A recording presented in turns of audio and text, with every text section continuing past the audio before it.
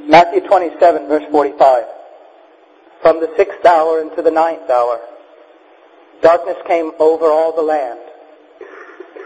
About the 9th hour, Jesus cried out in a loud voice, Eloi, Eloi, lama sabachthani, which means, my God, why have you forsaken me?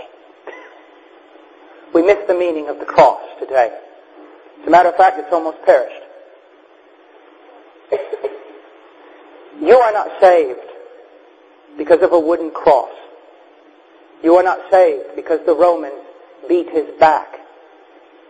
You are not saved because of a crown of thorns on his head. And you are not saved because someone pierced his hands with nails. You are saved because he died, forsaken of his own Father, and condemned in your place. The pain of the cross is not found in crosses or nails or crowns of thorns or stripes on a back. The pain of the cross and what has caused you to be redeemed is the fact that the Son of God became a curse. You see, you don't realize that much because you don't hear it much. What makes the cross such a tragic but yet such an important event is that when Christ was on the cross, all the wrath of Almighty God that you should drink, He drank in your place. You see, when He was in the garden, I'm amazed that so many people wonder what was that cup He was so worried about drinking and that He wanted to pass from Him. Well, just study the Old Testament. Almost every reference to cup in the Old Testament has something to do with the wrath of Almighty God. On that tree, He carried your sin. Everything that ever made you an abomination to Almighty God. Everything that God ever hated about you. Everything that ever deserved the wrath of God. Every disgusting, despicable abomination, trespass, and iniquity you ever committed, He carried.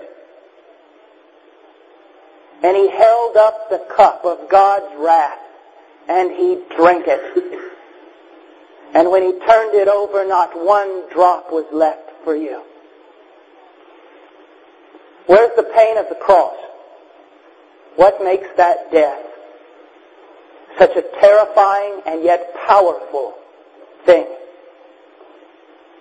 You see, you can't know unless you know what you are apart from it. Anything that deviates, even less than a millimeter from the righteous standard of God, is nothing more than an abomination before Him and under a curse. When Jesus Christ was on that tree, it wasn't Romans that bothered Him. It wasn't mocking from Jews. Is that the one who had always dwelt in the bosom of the Father carried our sin and became an abomination before Him and became accursed. Jesus Christ, bearing your sin, became so terrible, such an abomination. God was glorified in His destruction.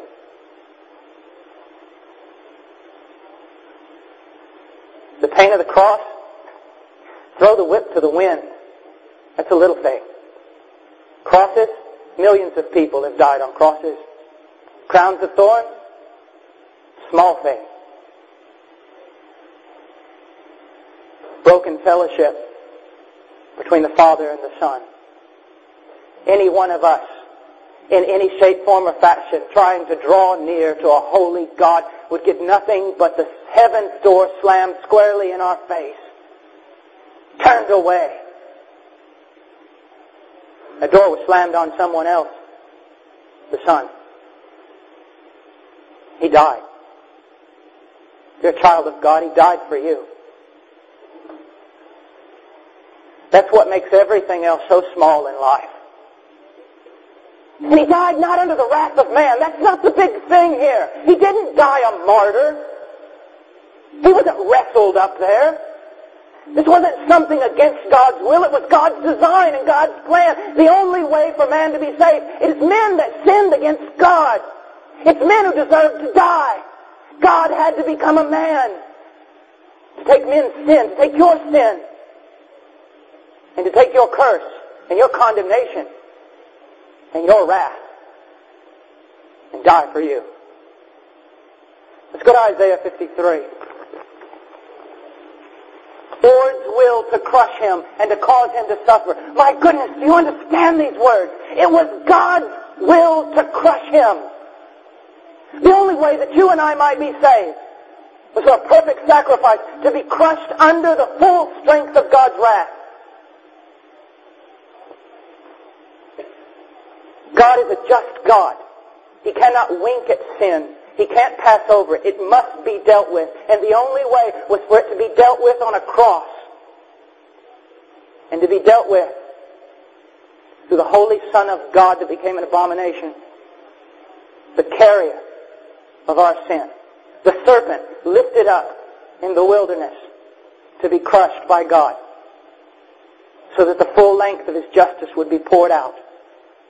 So that then mercy could be poured out on you. But it seems to me that everyone is always preaching about nails and crosses, and they're not preaching about the right thing. That the pain of the tree has nothing to do with metal or wood, but with the fact that the Son of God became a low thing. The most exalted name in all of glory became a low thing. A worm. A serpent. A lamb. A goat. A sacrifice. A substitution. Make no mistake about it. An expiation. A thing to appease the wrath of Almighty God.